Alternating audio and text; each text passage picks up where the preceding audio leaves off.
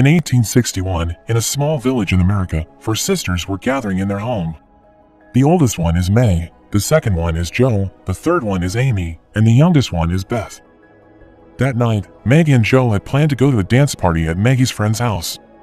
When Jo was doing Meg's hair, she accidentally burned Meg's hair. Thankfully, her carelessness didn't cause much trouble.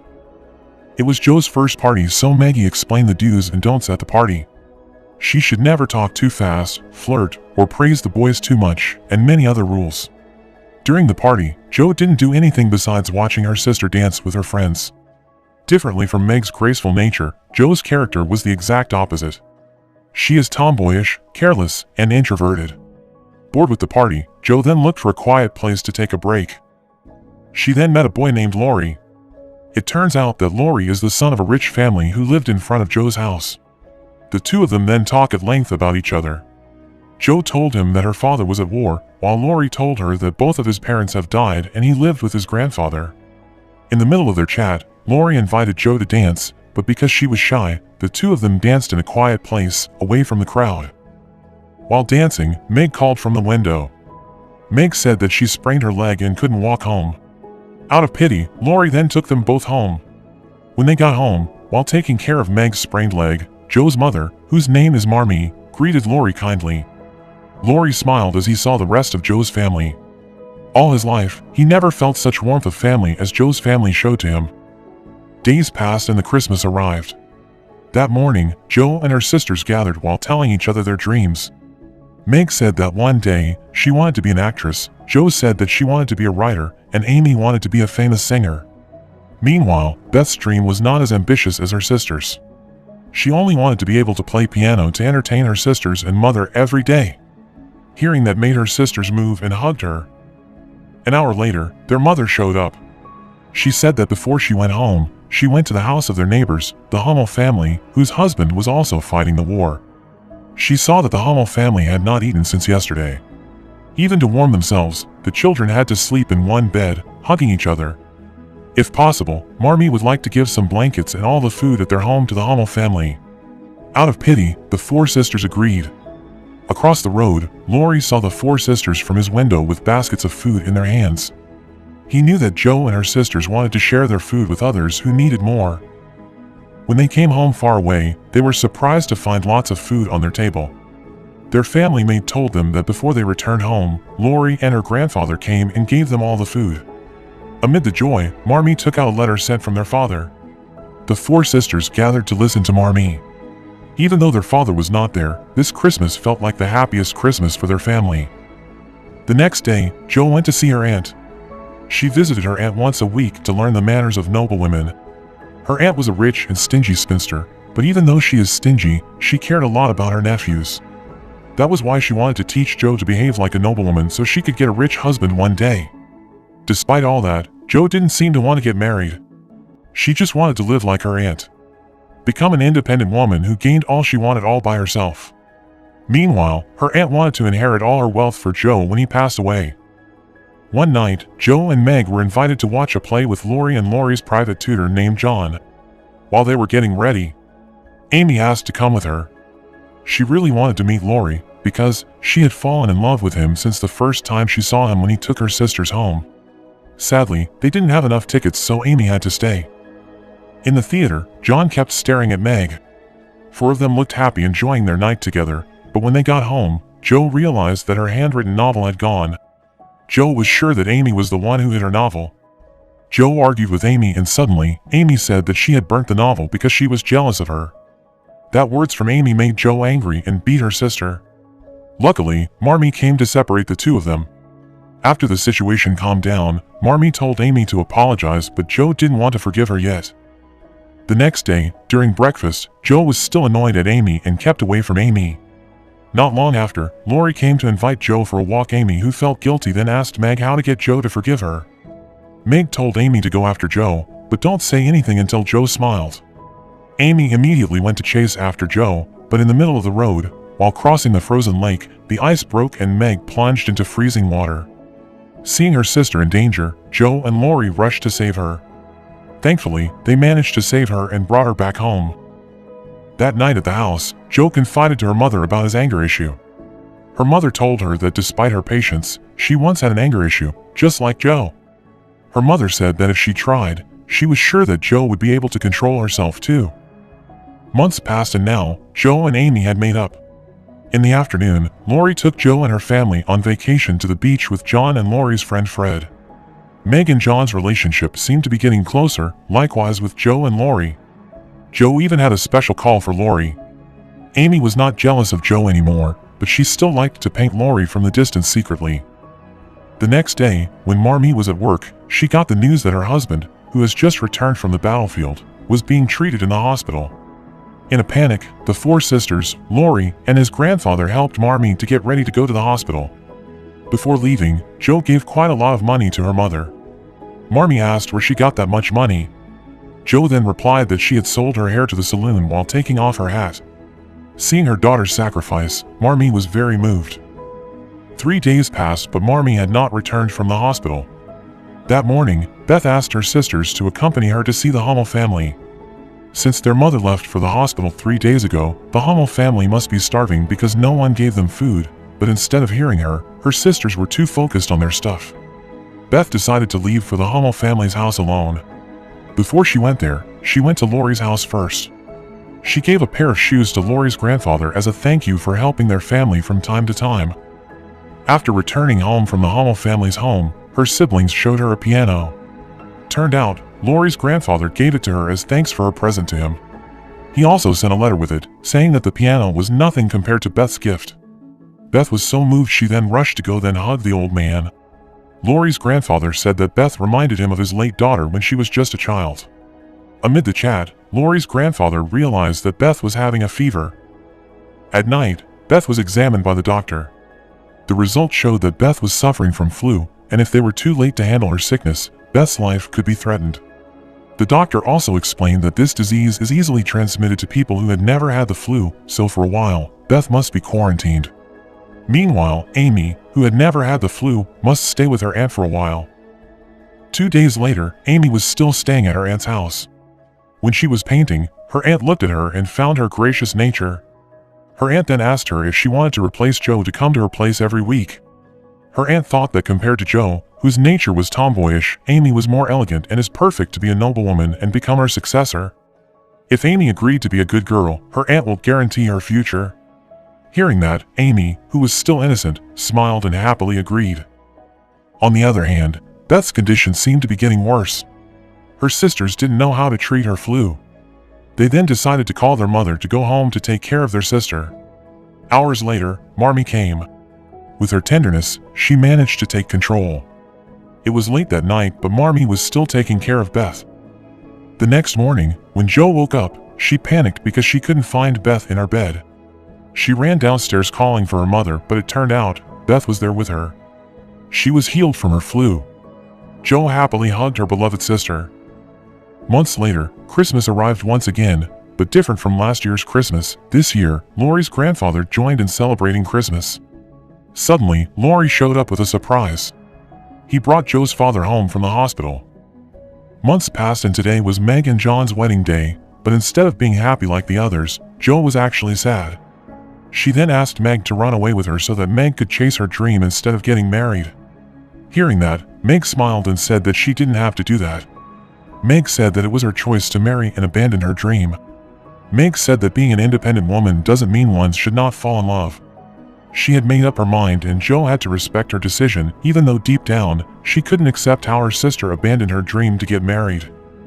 After the party, Lori invited Joe to chat with her, just the two of them. At that moment, Lori dared himself to propose to Joe, but instead of being happy, Joe was angry. She said that she never wanted to fall in love from the very start. She just wanted to be an independent woman who was successful in making her dreams come true. For Joe, Lori was just a brother to her. Lori's heart was broken. Before leaving, Lori said that no matter how hard she tried to avoid love, one day, Joe would eventually fall in love. It is not humans who reached for love, but the love itself chose where to stay. With his heart broken, Lori left from there. 7 years later, Joe had grown up and moved to New York City. She never met Lori since she turned down his proposal. Joe was wanting to offer her script to a large publishing company in New York, but because women's emancipation was not issued at that time, it was difficult for women to get jobs. Jo was forced to confess to the editor that the work that he brought was not hers, but rather her male friends. When it was read, the editor was interested. He was willing to publish the work, as long as he was allowed to change the ending of her writing to a happy ending, since the editor felt that the ending of the writing was too tragic and would definitely not sell well in the market. Like it or not, for the sake of money, Jo allowed her writing to be changed. After returning to her boarding house, Jo immediately wrote a new story next to the fireplace, but because he was too focused, she didn't realize that her dress was on fire. Fortunately, warned her about her dress. That man is Friedrich, a young lecturer at a campus in New York City who also lived there. Shortly after, their landlord came and told Jo that her students were waiting for her upstairs. Besides working as a writer, Jo also worked as a private tutor. Before leaving, Friedrich asked why did she bother to work that hard when most of the women her age preferred to marry instead. Casually, Jo replied that she was not at all interested in getting married. After all, this is just a side job. Jo's main goal was to keep fulfilling her dream of becoming a famous book writer. Friedrich was amazed by her answer.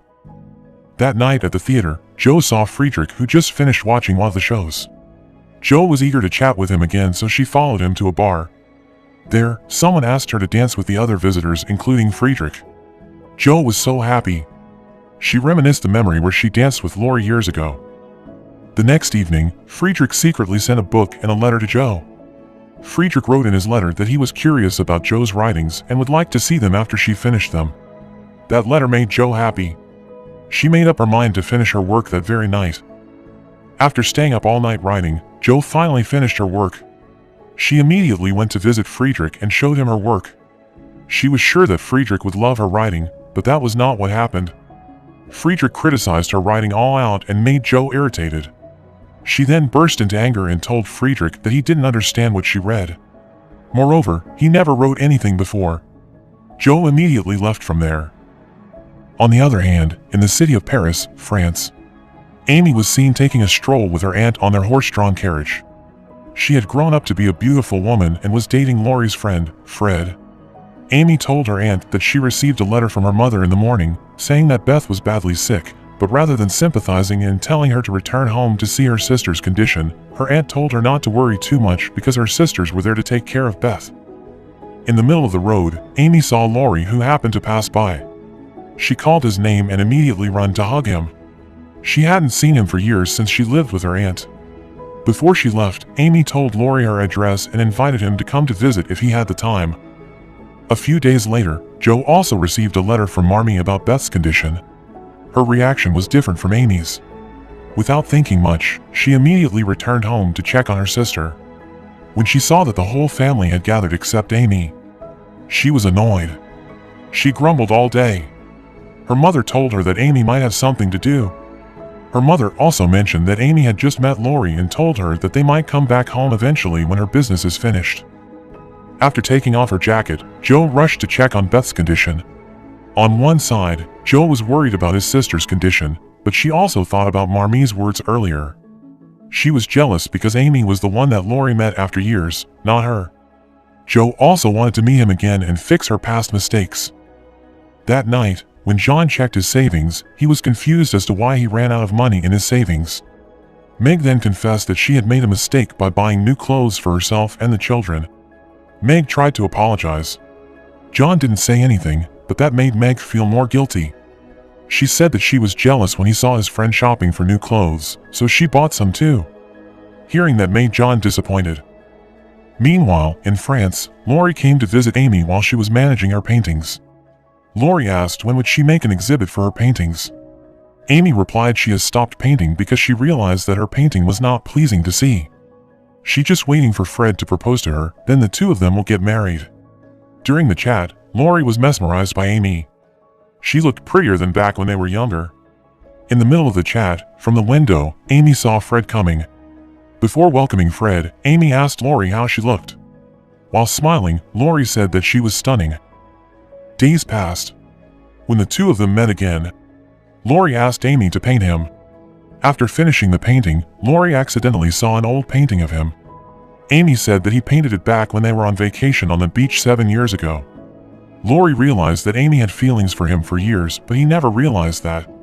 At that very moment, Lori immediately dared to propose to Amy and told her to leave Fred if she still loved him. Hearing that made Amy cry. She knew that she was just a release after Joe rejected him. Amy immediately left him alone. The next day, Amy's aunt told her that Lori had just come to say goodbye. Lori had planned to move to London and would not come back again. Amy didn't say anything. Deep down, Amy still had feeling for Lori, but she didn't have the heart to hurt Fred's heart. Amy had a dilemma until finally, in the afternoon, when Fred proposed to her, Amy refused his proposal. Hearing Amy had rejected a man as rich as Fred, her aunt was shocked. On the other hand, Joe took Beth to the beach. Joe told Beth that she would stop writing and was going to focus on taking care of her. Hearing that, Beth disagreed. Beth said that she wanted her sister to continue writing if she wanted her to be happy.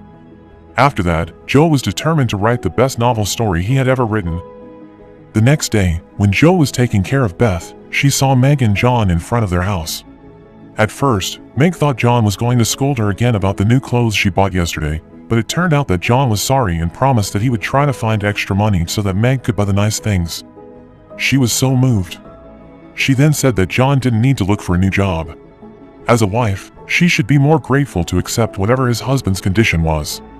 From inside, Joe was touched to see what happened between Meg and John. She was happy for them, but suddenly, Beth had seizures. Her sickness was much worse than what happened 7 years ago. That night, Joe slept next to Beth while crying and kept holding Beth's hand. Joe kept telling her to stay alive and fight for her health. The next morning, Joe was surprised when she couldn't find Beth in her bed. She immediately ran downstairs to the kitchen to look for her. There, she only found her mother, crying about something. Turned out, Beth had died. After Beth's funeral, Joe packed up her things. Shortly after, Marmee came and the two of them then had a long chat discussing Joe's dream to become a famous writer, but Joe didn't seem interested at all. She said that she had been alone for too long and that she might need someone to lean on. She said that if Lori came and proposed to her, she will accept his proposal right away. The only thing she needed was to feel loved. She didn't even care if she could love the man or not. Marmee told her that she still had a lot in life, and it will definitely be much happier if she could also love the man. Joe couldn't say anything to respond.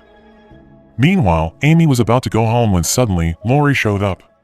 While crying, Amy said that she was sorry for not coming earlier to see Beth. She then invited Lori to come home together, but Lori refused. He had promised himself to stay away from Amy. Amy told him that she refused Fred's proposal the day before. Hearing that made Lori so happy. He kissed her right away and proposed to her. In the evening, when Joe was sleeping, Lori woke her up. He and Amy had just arrived. Joe smiled and hugged him, but her smile immediately disappeared when Lori told her that he and Amy had just married. Lori told a long story about his meeting with Amy and how they both decided to get married on the way home. Joe was shocked. He went out to calm his mind. Outside, he saw Lori's grandfather. When Joe asked what he was doing, he explained that he didn't have the heart to go inside. Since the first time he met Beth, he had considered her his granddaughter. When he found out that Beth had passed away, he was heartbroken. Hearing that, Joe held his hand and said that even though she was not Beth, she didn't mind being his friend too. After he calmed down, the two of them went inside. At night, Joe couldn't sleep. She kept remembering Beth's last wish. Even though her writing couldn't cure her, Joe was eager to grant her sister's last wish. That very night, Joe started writing her best novel. For days, Joe continued to write without taking a rest, until finally, Joe's novel was finished. When it was time to send it to the publisher, Joe confidently wrote her name in there. She was sure, even though she was only a woman, she could be as great and even greater than men. The next day, while having breakfast, Joe's parents told her that someone was waiting to meet her. Turned out it was Friedrich. She was happy to be able to see him again. They spent the rest of the day together with the family. When Friedrich was about to go home, he said that he was sorry and said his purpose to criticize Joe's writing at that time was only because he wanted to motivate Joe to be able to write even better. Joe just smiled as she said that she didn't care about the problem anymore. She was just so happy to see Friedrich again. When Friedrich left, everyone asked why Joe didn't express her feelings. They knew from the look in her eyes, Joe must have liked him. Meg and Amy kept forcing her to chase him. They even took her to the station.